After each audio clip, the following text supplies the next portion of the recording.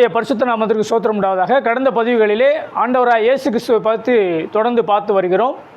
இந்த நாளிலும் கூட இயேசு கிறிஸ்து ஒரு வெளிநாட்டு தெய்வம் அல்ல என்பதை குறித்து கடந்த பதிவுகளிலே நான் கூறியிருந்தேன். இயேசு கிறிஸ்து ஒரு தூதனா, மனிதனா அல்லது கடவுளா? தூதனாக இருந்தால் அவர் மரிக்கணும்னு அவசியம் கிடையாது. தூதனுக்கு மரணமே கிடையாது. அவர் என்றென்றைக்கும் நித்தியமாக இருக்கக்கூடிய ஒரு நபர்கள் தான் தூதர்கள். அதனால் தூதர்கள் இருக்கணும்னு அவசியமே கிடையாது. இன்றைக்கி சில மத நம்பிக்கையாளர்கள் அவரை நபியாக ஏற்றுக்கொள்கிறாங்க. அதாவது 24வது நபியாக ஏற்றுக்கொள்கிறாங்க. மொத்தம் 25 நபிகள் சொல்கிறாங்க. அந்த 25 நபியில் 24வது நபியாக ஆண்டவராக இயேசு ஈசா நபி அப்படின்னு சொல்கிறாங்க. இப்போ மற்ற நபிகள் எல்லாம் மரித்த அவங்களுடைய கல்லறைகள்லாம் இருக்குது. இப்போ இவர் மரித்த கல்லறை மட்டும் ஏன் ஓப்பனாக இருக்குது? அதை பற்றி அவங்க சிந்திக்கணும். அதனால் மரித்து உயிர்த்தெழுந்த தேவன் அப்படின்றத அந்த தேவனுடைய கிரியைகளை வைத்து தான் அவர் சொன்ன வார்த்தைகளை, ஏற்கனவே பைபிளில் இருந்த வார்த்தைகளெல்லாம் நிறைவேற்றக்கூடியதான தன்மையாக அவருடைய மரணமும் உயிர்த்தெழுதலும் இருந்ததுனால தான் அவரை தேவன் என்று சொல்லுகிறோம். அதற்கு பின்பு உள்ளதான கிபிக்கு பின்பு உள்ள நூற்றாண்டுகளிலிருந்து அவர் பெந்தெகோஸ்தே நாளிலிருந்து ஊற்றப்பட்ட ஆவியின் மூலமாக அநேக ரட்சிப்பு, விழுந்து போன ஜனங்கள், பாவத்துக்குள்ளே உள்ள ஜனங்கள் எல்லாத்தையும் மீட்டெடுக்கும்படிக்கிறதாக அவர் வந்தார். மனிதனுக்காக தான் வந்திருக்கார். அதை பற்றி நான் அடுத்த பதிவில் உங்களுக்கு மனிதன் அப்படின்ற பதிவில் மனிதன் ஏன் படைக்கப்பட்டான் அப்படின்றத குறித்து நான் சொல்கிறேன்.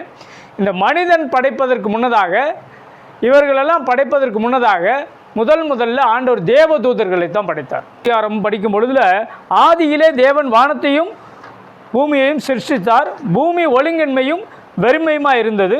ஆழத்தின் மேல் இருள் இருந்தது. தேவ ஆவியானவர் ஜலத்தின் மேல் அசைவாடி கொண்டிருந்தார்.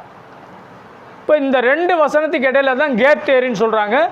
டேட்லெஸ் வார், பிசாசனுடைய வல்லமைகளுக்கும் தூதர்களுக்கும் இடையில் ஒரு வார் நடந்ததாக சில நம்பிக்கையாளர்கள் அந்த கேப் தியரி என்று சொல்லுகிறதான மற்றவர்கள் அதில் சொல்லிக்கிட்டே இருக்கிறாங்க.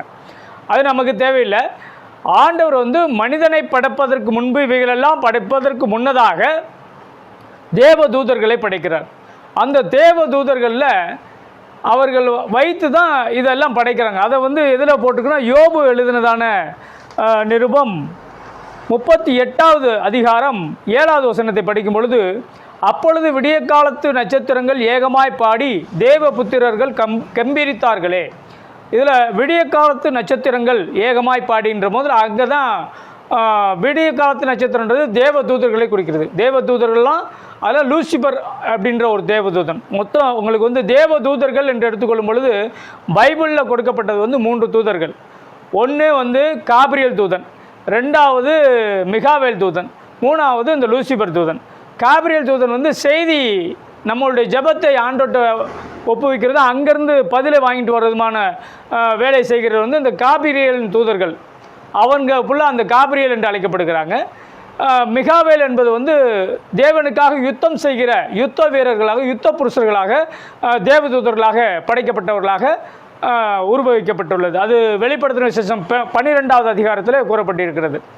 அதே போல் இந்த லூசிபர் அப்படின்றது ஆராதனைக்காகவே, அதாவது தேவனை மகிமைப்படுத்தவே, ஆராதிப்பதற்காகவே தான் படைக்கப்பட்டதாக வேதத்திலே போடப்பட்டுள்ளது. அதற்கு பழைய ஏற்பாட்டில் 2 இடத்துல அவனுடைய காரியம், எதனால் அவன் எப்படி படைக்கப்பட்டான், எதனால் விழுந்தான் அப்படின்றத குறித்து அந்த பழைய ஏற்பாட்டில் அது மிக முக்கியமாக கொடுக்கப்பட்டுள்ளது. அதை குறித்து நான் அடுத்த பதிவில் உங்களுக்கு வெளியிட்டிருக்கேன். கர்த்தர் தாமே உங்களை ஆசீர்வதிப்பாராக, பாதுகாப்பாராக. ஆமென்.